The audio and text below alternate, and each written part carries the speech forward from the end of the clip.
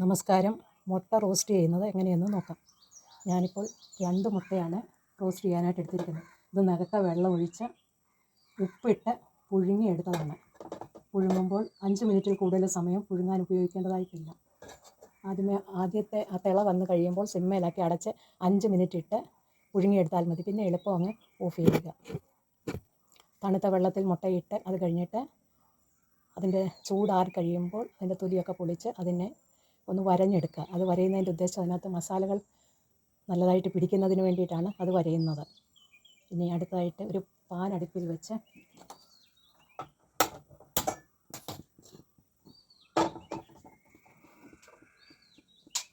അതിലേക്ക് 1 table spoon വെളിച്ചെണ്ണ ഒഴിക്കുക. വെളിച്ചെണ്ണ തന്നെ ആണ് നല്ലത്. പിന്നെ നിങ്ങൾ ഉപയോഗിക്കുന്ന ഏത് ഓയിലാണെന്ന് വെച്ചാൽ അത് ഉപയോഗിക്കുക.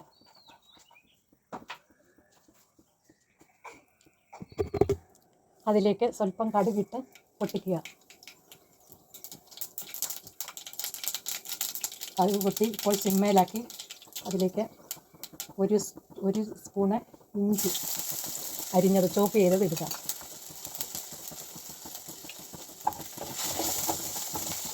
ഇതിലേക്ക് 1.5 ടീസ്പൂൺ വെളുത്തുള്ളി ചോപ്പ് ചെയ്തത് ഇടുക. ഒരു 30 സെക്കൻഡ് ഇളക്കുക.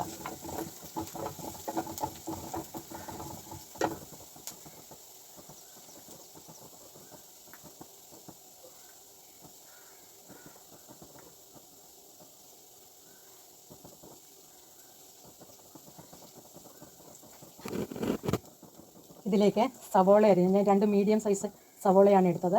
അതിങ്ങനെ അരിഞ്ഞത് ഇതിലേക്ക് ഇട്ട് കൊടുക്കുക.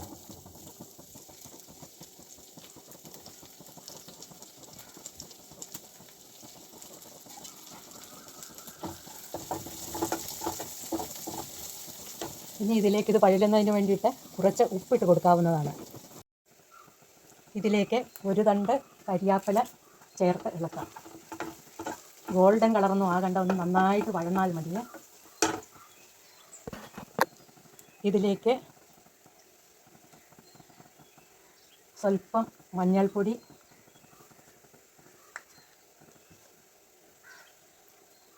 ഒരു ടീസ്പൂൺ മല്ലിപ്പൊടി, 1/4 ടീസ്പൂൺ മുളക് പൊടി, എരിയുള്ള മുളകാണ് 1/4 ടീസ്പൂണ്, 1.5 ടീസ്പൂൺ കാശ്മീരി മുളക് പൊടി.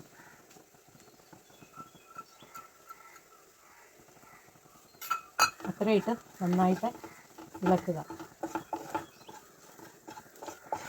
മസാലകളുടെ പച്ചമണം ഒന്ന് പോകുന്നിടം വരെ ഇളക്കിയെടുക്കുക.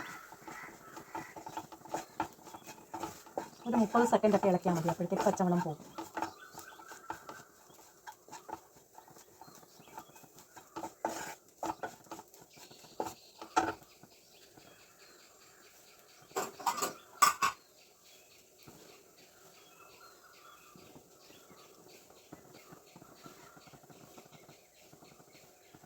ഇതിലേക്ക് സ്വല്പം തിളച്ച വെള്ളം ഒഴിക്കണം.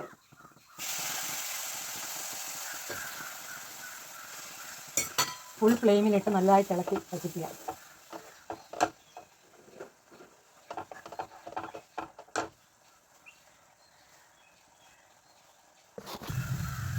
അപ്പോൾ ഏകദേശം എല്ലാം പറ്റി കഴിഞ്ഞു.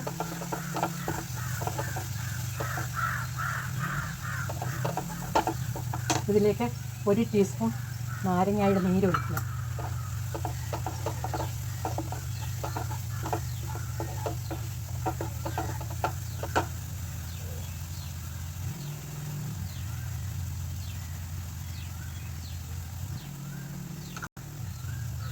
ഒരു 1/2 ടീസ്പൂൺ കുരുമുളക് പൊടിയും കൂടി ഇതിൻ്റെ കൂടെ ചേർക്കുക.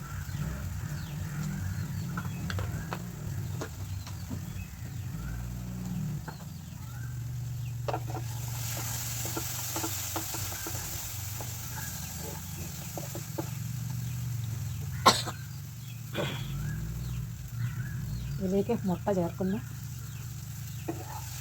നല്ലതായിട്ട് ഇളക്കി കൂട്ടി മുട്ടയുടെ മുകളിൽ ഇത് മസാല പിടിപ്പിച്ച് വയ്ക്കുക.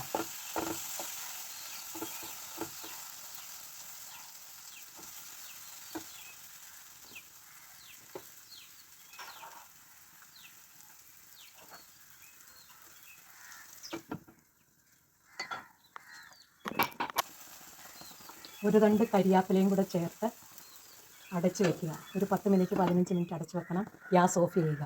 അങ്ങനെ മുട്ട റോസ്റ്റ് കഴിഞ്ഞു, ഉണ്ടാക്കി കഴിഞ്ഞു. ഗരം മസാല ആവശ്യമുള്ളവർക്ക് ഇടയ്ക്ക് ചേർക്കാവുന്നതാണ്. ഞാൻ ചേർത്തിട്ടില്ല. അത്രയേ ഉള്ളൂ. എൻ്റെ വീഡിയോ വാച്ച് ചെയ്തതിന് എല്ലാവർക്കും താങ്ക്സ്. എല്ലാവരും സപ്പോർട്ട് ചെയ്യണം, ലൈക്ക് ചെയ്യണം, കമൻറ്റ് ചെയ്യണം, ഷെയർ ചെയ്യണം. എല്ലാവരും ചെയ്യണം. Thank you.